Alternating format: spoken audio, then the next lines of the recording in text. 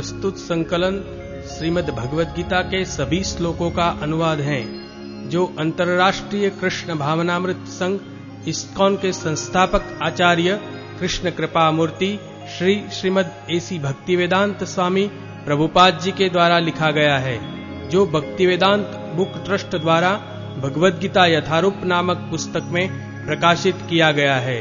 इसके निर्माता है कमलेश पटेल करमसद.com और वाचक है सबेसाची दास।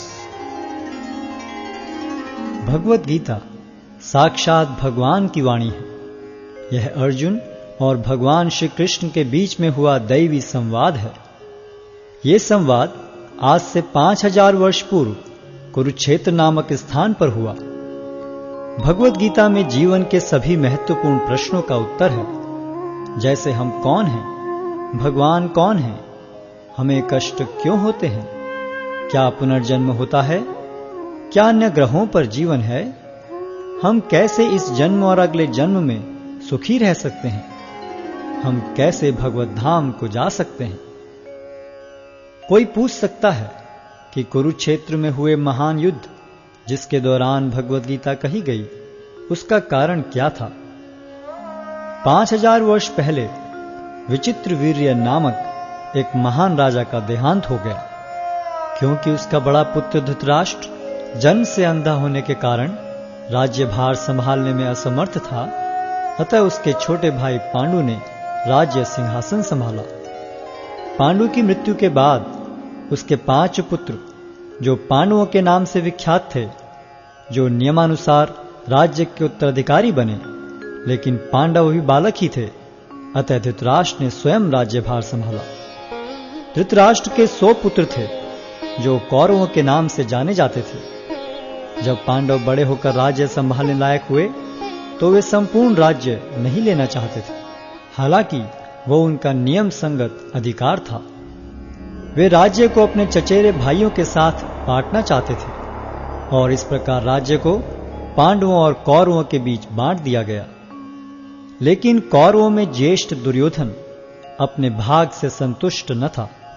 वो संपूर्ण राज्य को स्वयं ही भोगना चाहता था। उसने पांडवों को मारने के लिए कई षड्यंत्र रचे, लेकिन वो असफल रहा। फिर उसने नियम के विरुद्ध संपूर्ण राज्य को हड़प लिया और पांडवों को राज्य से निष्कासित कर दिया। पांडवों ने फिर 5 गांव की मांग की। दुर्योधन ने उत्तर दिया, 5 गांव तो दूर, वो सुई की नोक के बराबर भी जमीन नहीं दे सकता। भगवान श्री कृष्ण ने जमीन के इस झगड़े को शांतिपूर्ण एवं अहिंसात्मक तरीके से सुलझाने का प्रस्ताव रखा, लेकिन दुर्योधन ने यह प्रस्ताव को अस्वीकार करते हुए पांडवों के प्रति युद्ध की घोषणा कर दी, और इस प्रकार महाभारत का महान युद्ध अवश्यंभावी हो गया। युद्ध की तैयारी में अर्जुन और दुर्योधन दोनों ही भगवान श्री कृष्ण के पास सहायता मांगने गए।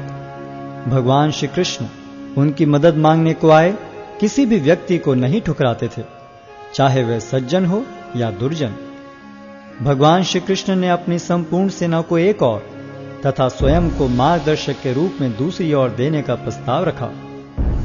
दुर्योधन ने भगवान श्री कृष्ण की सेना को चुना, जबकि अर्जुन भगवान को मार्गदर्शक के रूप में प्राप्त करने को उत्सुक था।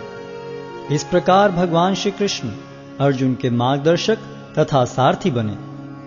युद्ध स्थल में अर्जुन एक दुविधा में पड़ गया कि वह अपने अधिकारों के लिए लड़े, जिसके लिए आवश्यक था अपने ही स्वजनों का वध, या युद्ध भूमि से पलायन कर दुष्ट दुर्योधन को राज्य पर शासन करने दे।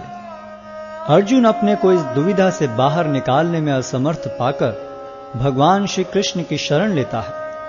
शरणागत आए अपने मित्र एवं भक्त अर्जुन को भगवान श्री कृष्ण भगवद गीता के दिव्य उपदेश द्वारा इस दुविधा से उबारते हैं, और श्रीमद् भगवद गीता के माध्यम से अर्जुन के ही समान अपनी शरण में आए सभी भक्तों का